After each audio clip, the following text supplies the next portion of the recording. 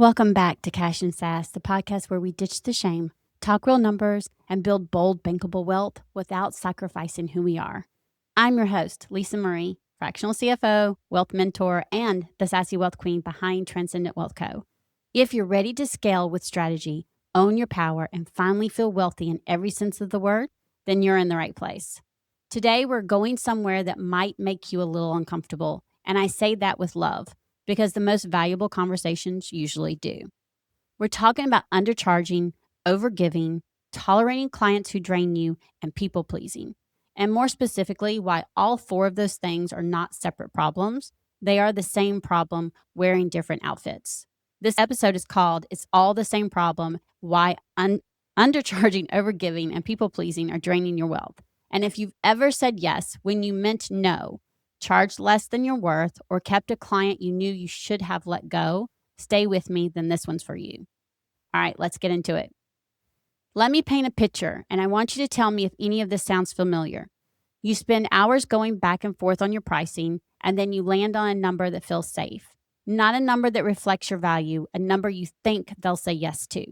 You finish a project and then keep adding. One more round of revisions, one more check-in, one more resource you didn't charge for, just to make sure they're happy. You have a client, and you know who I'm talking about, who emails at all hours, questions everything, takes 10 times the energy of anyone else, and pays you the same rate as the clients who are an absolute joy to work with. And you keep renewing them because saying goodbye feels wrong. And then someone needs something, a favor, your time, your expertise, your emotional bandwidth. And even though you are running on empty, you say yes, because saying no feels selfish. Now, here's what I need you to hear. Those are not four separate personality quirks. That's one pattern playing out across every corner of your life and your business. And that pattern has a name. It's the depletion pattern. And at its root is one core belief that most high-achieving women carry so deep they don't even know it's there, including me, by the way. That belief is that your needs, your worth, your boundaries come last. So I want to talk about what this pattern is actually costing you, because we tend to think of people pleasing and overgiving as personality traits, like they're just who we are, generous, accommodating, committed. But let's call it what it is. Undercharging is a profit leak. Every time you discount your rate and add unpaid scope or price from fear instead of value, money walks out the door or goes down the drain, quietly, consistently, and it compounds over time in ways that would make your jaw drop if you actually tracked it. Trust me, I have tracked it, and it would make your jaw drop. Overgiving is an energy leak, and energy is just like money, and just like money, it is a resource. When you pour from an empty cup because you haven't learned to protect your capacity, you don't just burn out, you start resenting the very people you built this business to serve. Tolerating draining clients is a strategic leak because it's not just about the emotional toll, though that's real. It's about what that client is occupying, the mental space, the calendar space, the energetic space that could be filled by someone who lights you up, pays you fully, and refers 3 people who do the same. And people pleasing, that is a leadership leak because you cannot lead your business, your team, or your clients powerfully when you are constantly managing everyone else's comfort at the expense of your own clarity. All 4 of these things have a financial consequence. This is not just a mindset conversation. This is a money conversation. Okay, I want to give you one question today that I want you to apply to every significant relationship in your life, professional and personal. Okay? Is this adding to my capacity or depleting it? That's it. That's the question. Not are they a good person, not do they need me, not what will they think if I say no. Is this relationship, this client, this friendship, this commitment, this pattern adding to my capacity or draining it? Because here's the thing that nobody in the business world talks about enough. Your capacity is your wealth engine. When you're energized, clear, boundaried, and operating from a full cup, You think better, lead better, sell better, serve better, and you make more money. Full stop. And when you are depleted and completely drained, when you're running on fumes of overgiving and people pleasing and undercharging, you make decisions from scarcity, not strategy. You attract more of what drains you, and you slowly start to resent the business you worked so hard to build. Trust me on this. So the question is not just philosophical, it's deeply, practically financial. Okay. So there's 3 things you can start doing today.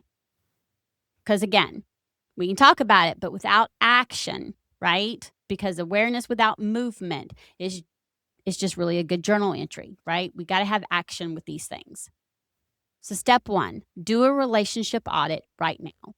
What I want you to do is I want you to take out a piece of paper and make 2 columns. One side says adds to my capacity. The other side depletes it or drains it. And then I want you to list every significant relationship in your life, every client, every colleague, every friend, every family member, every commitment, and place them honestly in one of these columns. Not who you wish they were, not who they could be if things changed, where they actually are right now. What you see on that page is your current wealth environment. And if the depletion column is longer than the capacity column, that is your answer about why you feel the way you feel. Y'all, I had to do this recently, okay? I've done it several times. I've had to do it recently. And honest to goodness, it's eye-opening. And you have to make a decision and be able to make changes and decide to change so that you're not in that depletion state anymore. Okay, second step, find one place you've been undercharging and fix it. Not all of them, just one. Look at your offers, your rates, your scope of work. Find the one place where you know that you have been giving more than you've been paid for, and make a decision today about what you're going to do differently going forward. You do not have to do it perfectly. You just have to start. Okay? Step 3, practice the pause before the yes. This is really, really important. People pleasing lives in reflexive yeses, the yes that comes out before you've even checked in with yourself about whether you actually have the capacity to give it. So starting today, before you say yes to anything, pause, take a breath, and internally just ask yourself this question. Is this adding to my capacity or depleting it? Do I have the capacity at this moment? And y'all, just because you don't have the capacity right now doesn't mean you won't have the capacity later. But being honest about where you're at in your capacity at this moment in time is really, really important. I'll give a perfect example. At first, I had said no to a program to working with a coach because capacity-wise, it was not there. Okay? Recently, things have shifted, right? I've shifted some things. Life's still going to happen, but I've shifted some things. And now I'm like, you know what? It makes sense for us to go ahead and start. So now we're starting. But at first, it just didn't make sense. Okay? You don't have to have the answer immediately. Okay? That's one of the things. Tell them, let me check my schedule and get back to you. Y'all, that is a complete sentence. And it's okay. Especially, you're a business owner. And you could be a mom of kids and a business owner. Whatever the case, just that that is a complete sentence and nothing else needs to go with it. Or I need to think about that is also a complete sentence. The pause is where your power lives. And the more you practice it, the more natural it becomes. And then you can make sure you truly have that capacity. Okay? Now, I want to ask you something directly. If you heard yourself in this episode, if you recognized your own depletion pattern in what we talked about today, I want you to know that seeing it is not enough on its own. Again, you got to do the work. Here's the reason why. It's because the pattern is sneaky. It feels like kindness. It feels like commitment. Trust me on this. It feels like who you are, and untangling it from your business, your pricing, your client relationships, and your daily decisions takes more than a single episode. Okay. I'm still doing the work. I know what work needs to start, and it's continuously work that has to be done. That is exactly the kind of work we will do together in my 2-week Money Moves Voxer coaching. For 2 weeks, you get direct access to me through Voxer. We look at where the depletion pattern is showing up as actual profit leaks in your business. We look at your pricing, your client list, your boundaries, your decisions, and we build a clear strategic path toward a business that adds to your capacity instead of draining it. Because you didn't build this business to be exhausted by it. I know I didn't. You built it for freedom, for wealth, for a life that actually feels as good as it looks. So let's do that. Click the link in the show notes and let's get started, okay? Because you deserve to be in rooms and relationships that add to who you are. So let's make sure your business is one of them. Until next time, remember, confidence and cash are the ultimate power duo. Go check in with your money, and as always, have a fantastic and wealthy day.